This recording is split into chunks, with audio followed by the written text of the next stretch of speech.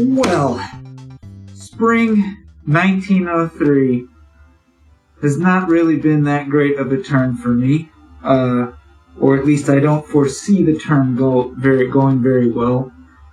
I'll first begin by saying that our game went on for an extended pause because one of the players, as I understand it, him and his whole family came down with COVID-19, and that's very unfortunate. And I'm glad to know that he and them are okay now. And he says he doesn't wish it on anybody. It's a pretty terrible condition, and I believe it. So, in that context, my poor performance in this game maybe doesn't seem so bad. And in the time since the pause that we had during the game, I have upgraded my recording technology a little bit, so this video may be higher quality than the preceding ones. So what do I mean when I say that the turn doesn't look to be too good for me? Well, I'm under attack from Austria and Russia, who seem very closely allied and appear to have every reason to continue to work together. And unfortunately, the only player they're coming after in the north is me, Germany. There's really not much that Russia can do to fight England. And they are attacking Turkey down in the south, but there's not much Turkey can do to help. And Italy appears allied to Austria and Russia. So my assessment is that I'm dealing with the air alliance, Austria, Italy, Russia. That's not great for Germany, no, not at all. And meanwhile, England is not talking to me all that much. I don't know if it's a sign that England's got better things to do than play diplomacy, or if I'm not hearing that much because my goose is cooked. That seems possible. England may have written me off as a viable ally due to my loss of my home center in 1902 and the apparent loss of Berlin coming in 1903. England and France and I together exchanged some messages that maybe we need to form the so-called Western Triple in order to combat the air alliance. That's not a great alliance for Germany. Germany usually ends up more often than any of the other two players in that triple alliance being the odd one out later. But I'm very desperate, so I've agreed to play this way. Honestly, I'm kind of expecting England to just attack me and snuff out my miserable existence. But I don't know that that's going to be true. And I think it's more likely that Austria and Russia will continue their attack since they are attacking. And you gotta prioritize something, and I'm gonna prioritize the attack that I know is coming, or that I think is most likely.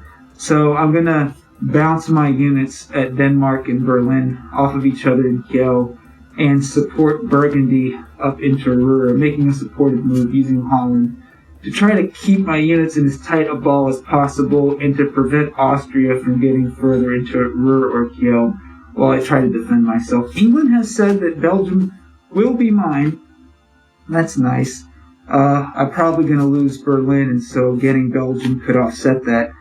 If this turn goes well, then I will have a little defensive string of units maybe in Belgium, Holland, Kiel, and Denmark. I could play those 4 units together and defend for a little while. That's not going to look so good in the long run. Without my home centers and no viable expansion path, I can't help to do much more than limp into a draw. And that's the best case scenario. In the worst case scenario, I'm about to get blown away by Austria, Russia, and England, in which case I may not live past the end of 1904. Let's find out. Wish me luck. Well, quite a lot happened since the last turn. With the movements that the players have made, I see that the alliance structure that I thought I understood to exist broke down a little bit. And a lot has happened this turn in my conversations as a consequence of these developments. I'm not exactly sure where to begin. Well, my mind first goes to Russia, a player who I thought was set on taking me out with Austria. It seems like the relationship with Austria and Russia broke down a little bit, or that Russia at least prioritized defending against England. I had an exchange with Russia that was kind of depressing, where Russia talked about how my cooperation with England into Belgium in 1901 made Russia think that Austria was the better ally and that the English-Germany alliance would come and take down Russia in the end, and so that's why Russia had to attack me. And I thought, man, I wish you had said these things back in 1901, and I might not have supported England into Belgium. I really asked for your honest opinion, and maybe Russia was being honest at the time, and then only later had some buyer's remorse about what they had agreed to. I'm really not sure, but that's a pretty disappointing development. It could be that Russia's just lying to me about what's really motivating them, but it came across to me as honest that Russia maybe didn't quite think things through or just told me what I wanted to hear, perhaps to get permission to get into Sweden, I'm not sure. But then Russia came to regret it as England was able to attack Russia just the same. I, of course, helped England against Russia in retaliation for those attacks. So, okay.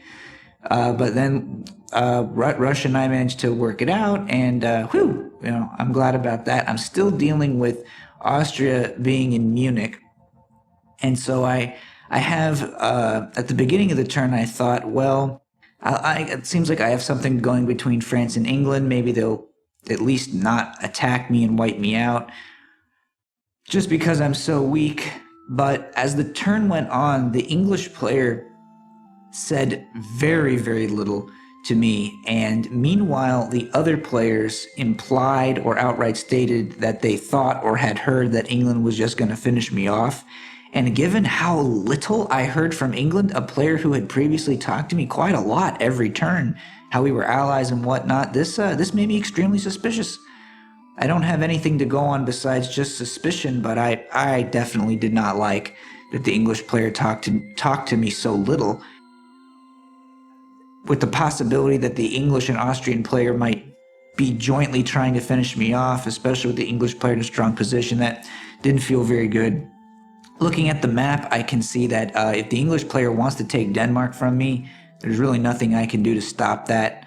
And although the English player had promised me Belgium for some time, if the English player doesn't want me to have Belgium, there's not much I can do about that. They still agreed briefly to let me have Belgium, but the lack of follow-up just seems so suspicious. So I really struggled to figure out what the heck my tactics were going to be this turn, given that it seemed very difficult for me to even stem the losses with Austria bordering Berlin now with 2 units, in addition to controlling Munich. I'm not conversing with Austria right now, which is understandable because we're fighting.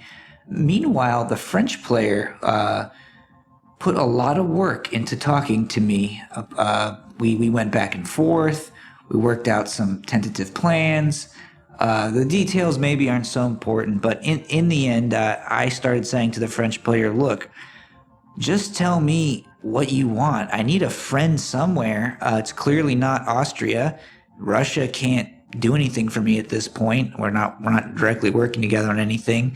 England seems to me poised to attack. Even if England doesn't attack me right now, I feel like the attack is coming soon. So in any case, England's not talking to me, and you are, so what can I do for you? And after we talked, we went around and around about different possible moves, and in the end, we agreed that I would move my army at Holland to Kiel and support my army in Berlin into Munich with using Ruhr for support.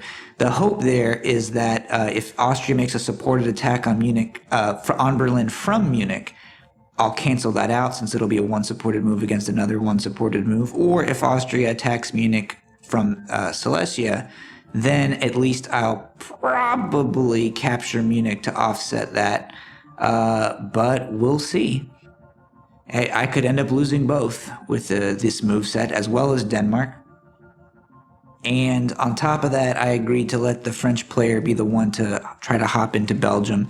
That's not really something that I wanted that much. I can tell, just like the English player trying to press their advantage to get me to support them into Sweden against Russia, the French player is now using the fact that I'm on the ropes to extract concessions from me, and that's Well, that's the way the cookie crumbles. So it is possible at the end of this turn that I could be down to 3 or even 2 supply centers, in which case I'll probably be toast. But it is possible that I could retain the 4 that I have, and that's something. But in the long run, probably not that great, because if the French player does get into Belgium and the English player hasn't attacked me, the English player will probably want to start attacking me after that. If the turn works as I hope, I'll have 3 armies lined up on Munich at Ruhr, Kiel, and Berlin, so I have some possibility of threatening to attack Munich. I also have the possibility of support holding Denmark with Kiel if I still have it, which means I could defend myself from England in the future if this works out, so I feel all right. I think my chances in this match here are still pretty grim, given the level of press I'm getting from my neighbors, but this is the best I could come up with. And let's see what happens.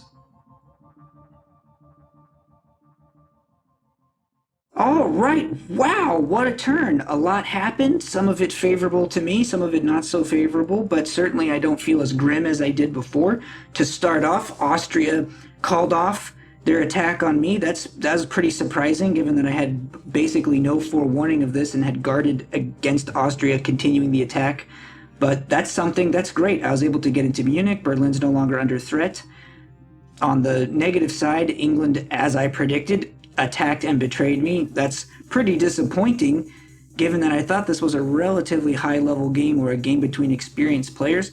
To get backstabbed by an ally I had for the first couple of years over one supply center, namely, I guess, Denmark, feels...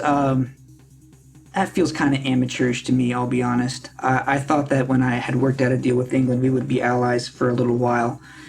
But it's easy to be critical of somebody who has kicked you in the rear, so maybe I'm just salty about it. The turn doesn't go that bad for me, because even though I lost Denmark, I was able to regain Munich and maintain my current supply center count. Otherwise, the board's kind of interesting. England didn't press their attack on Russia. There's something to work with there. It looks like Turkey is down. Turkey's going to be out of this match pretty soon and has not really accomplished very much. So that's not neither here nor there, I guess, for Germany most of the time. So I begin the turn by trying to figure out, all right, what am I going to do? Clearly, I hedged a little bit against maybe England was not going to attack me, but that's exactly what happened. My number one enemy now, number one without a doubt, is England. In fact, England is the only player currently attacking me. Russia isn't, Austria isn't, and France has even worked with me a little bit. So that means it's got to be all-out war with England.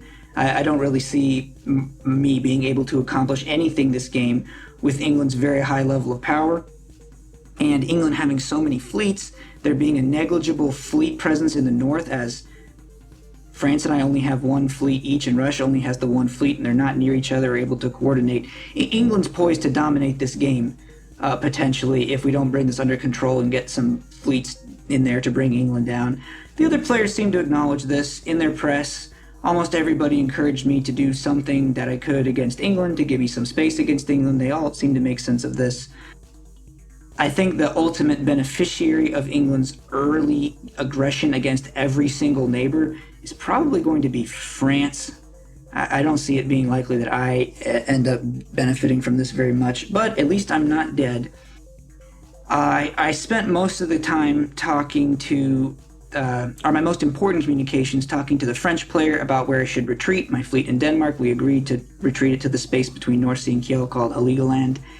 That made sense to me, and there's otherwise not much for me to do this turn. After the retreat, I don't get a build, so just sit around and wait and see what the other players build.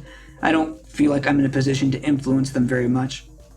The English player reached out to me and tried to cut a deal of some kind, that they would go after Mid-Atlantic Ocean if I got rid of my fleet, and that, I mean, I can't fault them for asking this kind of thing, but that's a crazed deal.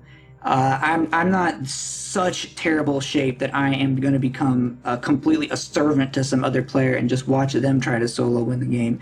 If England says that they're going to come after me first, then so be it. I'd rather die soon than die later.